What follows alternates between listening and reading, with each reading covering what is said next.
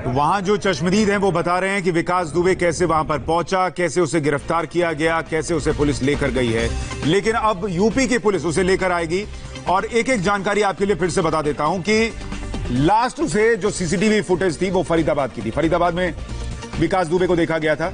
अगर आप गूगल करेंगे तो फरीदाबाद से उज्जैन बाई रोड 14 घंटे से ज्यादा लगते हैं। मतलब वो 14 घंटे ट्रैवल करके फरीदाबाद से उज्जैन पहुंचा। इसलिए नहीं कि उसे महाकाल के दर्शन करने थे, इसलिए क्योंकि उसे लगा कि वहां जाकर थोड़ा यूपी पुलिस से दूर होकर वहां जाकर लोगों के बीच सरेंडर करूंगा, मंदिर जैसी जगह में करूंगा जहां पर पुलिस गोली तो नहीं चलाएगी, तो बच सकता हूं। इसलिए वो वहां गया और वहां पर जाकर उसने अपनी आइडेंटिटी बताई कि वो विकास दुबे है। इस वक्त एक और बड़ी खबर आपको बता दूं, मध्य प्रदेश के मुख्यमंत्री शिवराज सिंह चौहान ने मध्य प्रदेश पुलिस को बधाई दी है।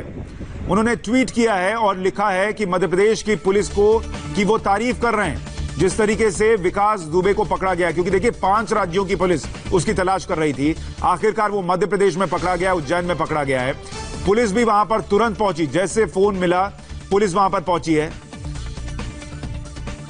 उन्होंने ये कहा है कि महाकाल की शरण में जाने से अपराधी बच नहीं पाएंगे। यानी उन्होंने इस बात का भी जिक्र किया है, अगर अपराधी ये सोचे कि वो महाकाल की शरण में चला जाएगा तो बच जाएगा, ऐसा नहीं है। ईश्वर को भी पता है कि कौन इंसान है और कौन शैतान है, किसका हिसाब कैसे करना है। ये बात मध्य प्रदेश के मुख्यमंत्री शिवराज सिंह चौहान अपने ट्वीट के जरिए संदेश में दे रहे हैं। उन्होंने इसका जिक्र किया है मध्य प्रदेश की पुलिस का, उन्होंने मध्य प्रदेश की पुलिस की तारीफ की है और जो ट्वीट किया है उसके बारे में मैं आपको जानकारी देना चाह रहा था कि उन्होंने एग्जैक्टली लिखा क्या है। मैं वो ट्वीट खोल लेता हूं। और एक बात ध्यान रखिए कि ये सब कुछ जब हो रहा है, इस दौरान उत्तर प्रदेश की पुलिस पर भी नजर है कि अब वो कब वहां पर पहुंचेगी, किस तरीके से लेकर जाएगी इसको, इस पर भी नजर है। तो जो ट्वीट शिवराज सिंह चौहान ने किए हैं वो आपको पढ़कर बता देता हूं। उन्होंने लिखा है कि जिनको लगता है कि महाकाल की शरण में जाने से उनके पाप धुल जाएंगे, उन्होंने महाकाल को जाना ही नहीं। हमारी सरकार किसी भी अपराधी को बख्शने वाली नहीं है। विकास दुबे की गिरफ्तारी के लिए उज्जैन पुलिस को बधाई, जय हिंद। ये बातें मध्य प्रदेश के मुख्यमंत्री लिख रहे हैं। लेकिन एक बात इस लिहाज से भी देखिए कि आखिर हुआ क्या कि विकास दुबे इतना घबरा गया, इतना डर गया, अपनी जान की परवाह उसे होने लगी, जान का खतरा महसूस होने लगा। क्योंकि यही विकास दुबे जिस दिन बंदूक उठा रहा था, जिस दिन वहां पुलिस वालों पर गोली चला रहा था, उसका मन इतना बड़ा हुआ था कि उसे लग रहा था कि मैं तो मारूंगा और बचूंगा। उस दिन तो वो अपने आप को मसीहा समझ रहा था, उस दिन तो वो अपने आप को इतना बड़ा राजा समझ रहा था कि उसको लग रहा था कि पुलिस वालों को भी मार कर बच जाएगा। डिप्टी एसपी के उसने पैर काट दिए, इतनी हिम्मत उसने अपने अंदर भर रखी थी और उसे लग रहा था कि उसका कोई कुछ नहीं बिगाड़ सकता। लेकिन 150 घंटे में क्या हुआ आप समझिए। 150 घंटे में उसके ताबड़तोड़ तलाश शुरू हो गई। उसको यह दिखने लगा कि उसके 5 साथी मार दिए गए। 5 साथी, सबसे पहले दिन आपको याद होगा प्रेम प्रकाश मार दिया गया, उसके बाद वहां पर एक और साथी उसका मारा गया, फिर उसका जो राइट हैंड जो उसको सुरक्षा देता था अमर दुबे, उसको मार गिराया गया। फिर 2 और साथियों का एनकाउंटर हुआ जिसमें प्रभात जो उसका बेहद करीबी था, उसके एनकाउंटर की खबर आई और वो एनकाउंटर तब हुआ जब वो पुलिस की पकड़ में आ चुका था। 2 बातें उसको बहुत क्लियर हो चुकी थी विकास दुबे को। एक, उसका बचना नामुमकिन हो चुका है। दूसरा, अगर पुलिस के हाथ लग गया इस तरीके से कहीं उसका एनकाउंटर ना हो जाए, ये डर उसके अंदर समा गया था। तीसरा, उसको एक बात और समझ में आ गई थी कि उसका जो पूरा सिस्टम था, जो नेटवर्क था, जिन लोगों के बूते वो अपने आप को विकास दुबे समझता था और सोचता था मैं कुछ भी कर सकता हूं, वो पूरा सिस्टम ही खत्म हो गया। वो सारे लोग या तो मारे गए या पकड़े गए और इसलिए विकास दुबे को यह समझ में आ गया कि अब उसका बचना नामुमकिन है। हमारे साथ कौशलेंद्र सिंह जुड़ रहे हैं, एसएचओ बिठूर के, जो कि उस दिन उस एनकाउंटर में शामिल थे। कौशलेंद्र जी, सबसे पहले तो आपने जब सुना विकास दुबे पकड़ा गया, आपका पहला रिएक्शन क्या था? मैं बिल्कुल बताना चाहूंगा, मेरा पहला रिएक्शन जो था, मेरी आंखों में आंसू भर आए थे। क्योंकि आज जिसकी वजह से हमने अपने 8 साथियों को खोया है, आज मैं उसको पुलिस की गिरफ्त में देख रहा हूं, तो वो खुशी के आंसू थे वास्तव में। मतलब इतना इमोशनल हो गया जिसको मतलब मेरे पास शब्द नहीं है इस चीज को बयां करने के लिए। मैं समझ सकता हूं कौशलेंद्र जी, बहुत मुश्किल वक्त रहा है आप लोगों के लिए भी वहां अपने साथियों को अपनी आंखों के सामने मरते देखना, उन गोलियों से जूझना और उसके बाद वहां पर जो हुआ उसको हर रोज जीना, वो भुला पाना भी आपके लिए आसान नहीं होगा।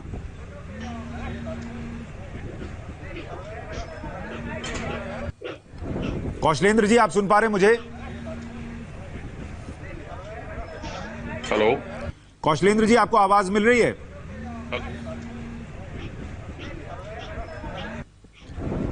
कौशलेंद्र जी, आपको आवाज मिल रही है? आपको हेलो। अच्छा, दोबारा आपसे संपर्क करता हूं, लेकिन कौशलेंद्र सिंह जो बिठूर के एसएचओ हैं, जो उस दिन उस एनकाउंटर में शामिल थे और जिन्हें खुद भी गोली लगी, आप उनका पहला रिएक्शन सुन रहे थे। वो कह रहे थे उनकी आंखों में खुशी के आंसू आ गए। पुलिस वाले इतनी जल्दी आंसू दिखाते नहीं हैं, आंसू के बारे में बताते नहीं हैं, क्योंकि उनका प्रोफेशन भी ऐसा है। लेकिन वो ये बता रहे थे कि कैसे आंखों में आंसू आ गए, क्योंकि अपने सामने इतने लोगों को, अपने साथियों को मरते देखा था उन्होंने। और इसीलिए आज जब विकास दुबे पकड़ा गया है तो खुशी के आंसू थे उनकी आंखों में। किस तरीके से क्या हुआ, जरा आपके सामने ये ग्राफिक्स रख रहा हूं। उज्जैन से गिरफ्तार हुआ है, लेकिन कैसे उसके साथी मारे गए, जरा ये देखिए। सबसे पहले मैं आपको बता रहा था, पहले दिन प्रेम प्रकाश पांडे मारा गया, ये विकास दुबे का साथी। उसके बाद अतुल मारा गया, अतुल दुबे भी विकास का साथी। उसके बाद जो आप अगली कड़ी देख रहे हैं मारे जाने वालों की, जिनका एनकाउंटर हुआ, उसमें अमर शामिल, अमर दुबे बिल्कुल राइट हैंड, जो कि इसको बचाता था, वो मारा गया। उसके बाद वहां पर प्रभात मिश्रा की मौत हुई और बउआ दुबे, ये 5 साथी जब करीब के मारे गए, विकास दुबे की दिल की धड़कनें बढ़ गई। उसको यह समझ में आ गया अब बचना बहुत मुश्किल है, या तो पुलिस के हाथ लगना होगा या पुलिस के हाथ लगूंगा ही लगूंगा, और कहीं एनकाउंटर ना हो जाए। और इसी डर की वजह से वो खुद उज्जैन गया, चीख चीख कर अपना नाम बताता रहा, मैं विकास दुबे हूं, कानपुर वाला। पुलिस के पास साथ पकड़े जाने पर भी वो बार बार वीडियो में दिखता है, सुनाई देता है कि अपना नाम बता रहा है। ये जो पूरा सिस्टम काम कर रहा था, उसको आप देख रहे थे।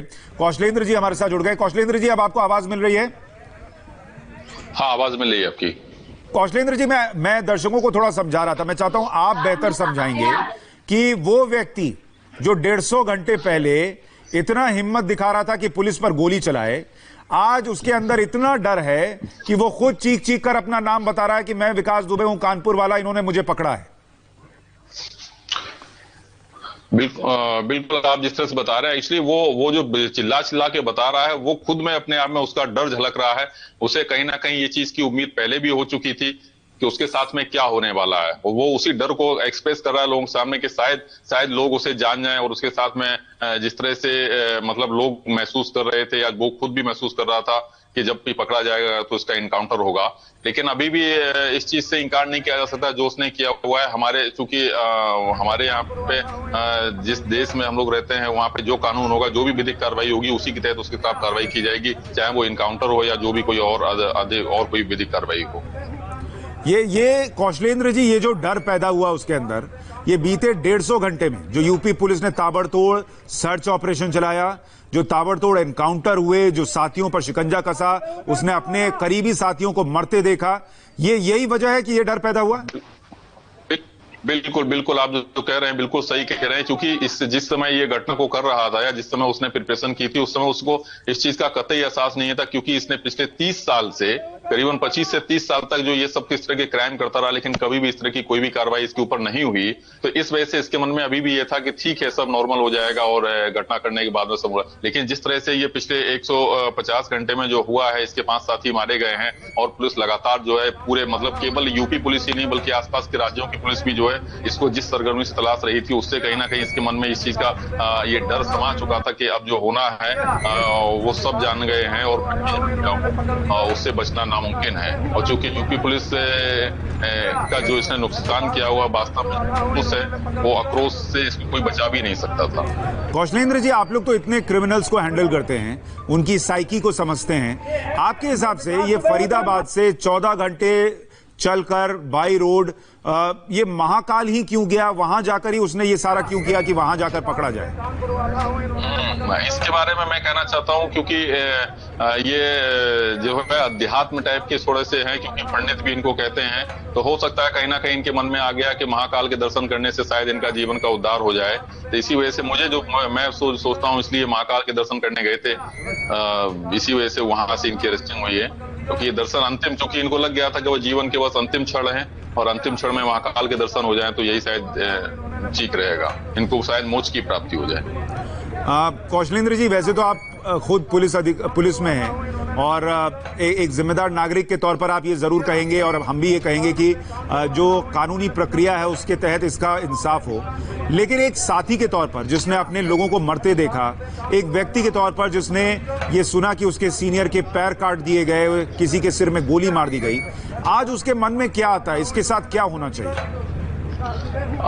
देखिए, मन की अगर बात करें, क्योंकि मैं भी एक ह्यूमन हूं और मन में तो जो आक्रोश है उसमें यही है कि इसको जो है वो जीने का कतई अधिकार नहीं है और उसके साथ में जिस तरह से इसने बर्बरता हमारे साथियों के साथ की थी, इसके साथ में उससे भी अधिक बर्बरता हो। देखिए, चूंकि एक जिम्मेदार नागरिक होने के नाते और चूंकि मैं अपने देश के संविधान को मानता हूं, कानून को मानता हूं, तो मैं ये तो नहीं कहूंगा, लेकिन हाँ, जो कहूंगा वो ये जरूर है कि जो भी विधिक कार्रवाई होगी इसके प्रति, जो भी हमारे कानून में जो नियम कानून है उसके तहत जो भी कार्रवाई होगी उसे मैं मंजूर भी करूंगा और मैं चाहता भी हूं, क्योंकि गलत नहीं, लेकिन जो कार्रवाई हो वही हो। लेकिन मन की बात पूछेंगे तो मन में तो वास्तव में यही है कि नहीं, इनको जीने का कोई अधिकार नहीं है और प्लस इनके साथियों को भी जीने का कोई अधिकार नहीं है, जिन लोगों ने इतना बड़ा एक षड्यंत्र रच करके पुलिस के ऊपर अटैक किया।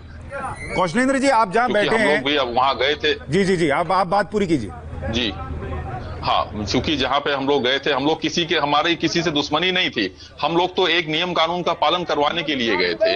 जिस नियम के तहत, जिस नियम को आपने तोड़ा, उस नियम के तहत हम लोग अपनी कार्रवाई करना चाह रहे थे और कुछ नहीं करना चाह रहे थे, लेकिन पता नहीं इन्होंने सारी चीजों को, वो सब चीजों को नजरअंदाज करती और इन लोगों ने हमारे ऊपर अटैक किया और हमारे 8 साथियों को हमें खोना पड़ा। देखिए, इसके जो साथी एनकाउंटर में मारे गए वो भी शायद आज जिंदा होते अगर उस दिन इसने ये हरकत ना की होती। आज जिसको महाकाल की शक्ति समझ में आ रही है, जिसको धर्म, भगवान, अच्छा बुरा समझ में आ रहा है, जब अपनी जान पर बनाई, उसको अगर दूसरों की जान की परवाह हुई होती तो ये सब होता ही नहीं। तो बिल्कुल, तो फिर ये बात ही नहीं होती। अगर ये वास्तव में ये महाकाल को इतना मान रहे थे तो महाकाल कभी भी इनको इस चीज के लिए कभी इजाजत नहीं देते कि आप जो है वो इस तरह से लोगों का हत्या करें। और जो वास्तव में जो ये तो सब, देखिए, ये सब ढोंग है। इनको जब अपने ऊपर आया तब इनको भगवान याद आने लगे, लेकिन जब दूसरों को जब ये कर रहे थे तब इनको भगवान याद नहीं आ रहे थे। तो एक ही देखिए, एक ही मतलब हमारे दिमाग में दो चीजें कैसे रह सकती हैं? तो इसका मतलब कहीं ना कहीं जो है ये वास्तव में किसी चीज को मानने वाले नहीं है। इनका किसी धर्म के प्रति कह लीजिए या किसी, ये चूंकि अपराधी है, इनके दिमाग से हर चीज ब्रेन को वॉश हो चुकी है। इनको सिर्फ अपराध से मतलब है और अपराध करने में जो चीज भी इनके उसमें सामने आएगी उसको ये एक्सेप्ट कर लेंगे। अच्छा है तो उसको एक्सेप्ट कर लेंगे, बुरा है तो उसको छोड़ देंगे। देखिए, ये आज इनको भगवान इसलिए याद आए कौशलेंद्र जी, क्योंकि 150 घंटे पहले ये खुद को भगवान मानते थे। ये सोचते थे ये किसी के साथ भी कुछ भी कर लेंगे और बच जाएंगे। अब इनको समझ में आया ये भी इंसान है। बिल्कुल, अब ये है ना, अब इनको समझ में आया इंसान है, इसीलिए चिल्ला के वहां बता रहे थे कि मैं विकास दुबे हूं, कानपुर वाला, जो कि अभी ये लोगों को आइडेंटिफाई करा। अभी तक ये अपनी आइडेंटिटी कुछ हाइड कर रहे थे, लेकिन अब क्या है ना, ओपन कर रहे हैं, क्योंकि अब ये समझ गए कि पुलिस की गिरफ्त में आ चुके हैं। कौशलेंद्र जी, आप जहां बैठे हैं, आपके पास कोई टेलीविजन है क्या जहां आप हमारा ये कार्यक्रम देख रहे हैं? हाँ है। ठीक है, मैं आपको एक तस्वीर दिखाना चाहता हूं सर, क्योंकि आपने इस व्यक्ति को देखा है, इसने जो आपके साथियों के साथ किया उसका दर्द सहा है। मैं चाहता हूं वो जो मजबूरी इसके चेहरे पर थी आप देखें और आपके अंदर जो भाव आता है बताएं। जब ये पुलिस दी, ये वीडियो सर, जब पुलिस इसको लेकर जाती है और इसको एक थप्पड़ मारती है, जब ये बताता है मैं विकास दुबे हूं, ये देखिए सर। मैं देख रहा हूँ, इसके पहले भी मैंने ये वाला वीडियो फुटेज देखा हुआ है। तो जिस तरह से ये अपने आप को चिल्ला रहा है, वो इसी चिल्लाने पर ही इसको ये थप्पड़ मारा गया है।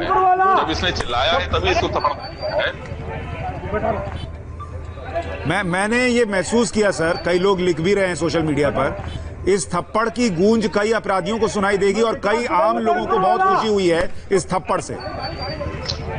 बिल्कुल सही कह रहे हैं, बल्कि लोगों को खुशी तो और होती, लेकिन चूंकि अब वही है ना, जिम्मेदार नागरिक होने के नाते और हमारे देश में जो संविधान लागू है, कानून लागू, उसमें बहुत सारी चीजें जो है वो नहीं की जा सकती। लोगों को खुशी तो कुछ और देखने में होगी, ये चीज मैं भी समझता हूँ और आप भी समझते हैं। जी कौशलेंद्र जी, एक बात और बताइए, क्या ये जो 150 घंटे थे जिसमें एक दुर्दांत अपराधी के मन में इतना डर हो गया कि वो चिल्ला कर बताए मैं विकास दुबे हूं ताकि वो बच सके, ये 150 घंटे क्या बीते 20 साल में कभी नहीं आ सकते थे? विकास दुबे बना ही नहीं होता। बिल्कुल सही कह रहे हैं। ये कहीं ना कहीं जो है ये चूक है, क्योंकि जितना बड़ा इसका आपराधिक इतिहास हो गया, अगर पहले भी अगर कुछ इस तरह की कोई मतलब ठोस कार्रवाई अगर हो जाती तो फिर शायद। लेकिन एक चीज इसमें मैं एक चीज और कहूंगा कि पुलिस अपने स्तर से कार्रवाई करती है, लेकिन फिर पता नहीं किस लेवल पे ढीलापन हो जाता है, और उस ढीलेपन के माध्यम से इस तरह के अपराधी जो उनका फायदा उठा करके बाहर आ जाते हैं। तो कहीं ना कहीं इस चीज पे भी एक बार विचार करने वाला है कि इस तरह के अपराधियों का, चूंकि मुझे याद है अभी मैंने 2-3 दिन पहले सोशल मीडिया पे एक पोस्ट पढ़ी थी, उसमें ये लिखा हुआ था कि इसको बेल कैसे मिल गई। क्योंकि जब इसका इतना बड़ा आपराधिक इतिहास हो, उसके बावजूद इसको बेल मिल जा रही है, तो कहीं ना कहीं हमें इस चीज के बारे में सोचना पड़ेगा। बेल मिल गई कौशलेंद्र जी, इसको लाइसेंसी हथियार मिल गए। जिस आदमी ने थाने में घुस के राज्य मंत्री को मार दिया, उसको हथियारों का लाइसेंस कैसे मिलता रहा, मैं तो ये नहीं समझ पाया।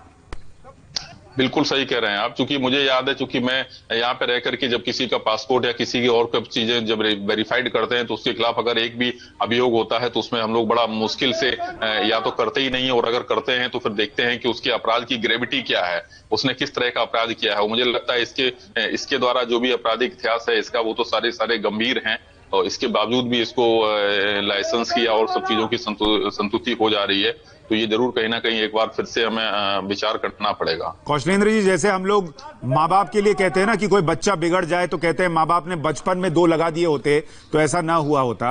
आज ये तस्वीर देखकर मैं सोच रहा हूं कि किसी पुलिस वाले ने हिम्मत दिखाकर ऐसा ही लपड़ पहले लगा दिया होता, और जो आज राजनीतिक दृढ़ इच्छा शक्ति दिख रही है यूपी सरकार की, वो पहले दूसरी सरकारों ने दिखाई होती, तो ये हालत नहीं होती जो आज विकास दुबे की हो गई। कई पुलिस वालों की जान चली गई।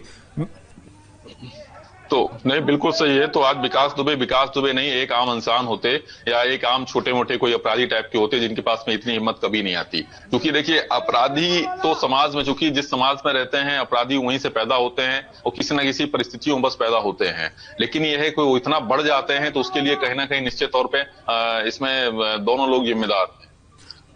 मैं कौशलेंद्र जी आपके पास आता हूं, एक रिएक्शन दर्शकों को दिखाता हूं। विकास दुबे को गिरफ्तार करने वाली टीम में शामिल पुलिसकर्मी से सुनिए कैसे सूचना मिली और कैसे विकास दुबे की शिनाख्त की गई। संक्षिप्त में ही इतनी उत्तर दे सकता हूं कि वो पकड़ा गए हैं और अभी अरेस्ट कर लिए गए हैं, और वो वरिष्ठ अधिकारी के अंदर कस्टडी में है। दूसरी जानकारी मैं नहीं दे सकता, क्योंकि हम आर्मड से हम अपने जवानों की अभी समीक्षा कर रहे हैं, वहाँ पे कैसा क्या हुआ नहीं हुआ। ये तो आप महाकाल मंदिर कैसे आए थे? अब महाकाल मंदिर मेरे जवानों ने बताया फोन करके कि यहाँ पर ऐसा है, जो ड्यूटी है महाकाल। हाँ, महाकाल पे मेरी।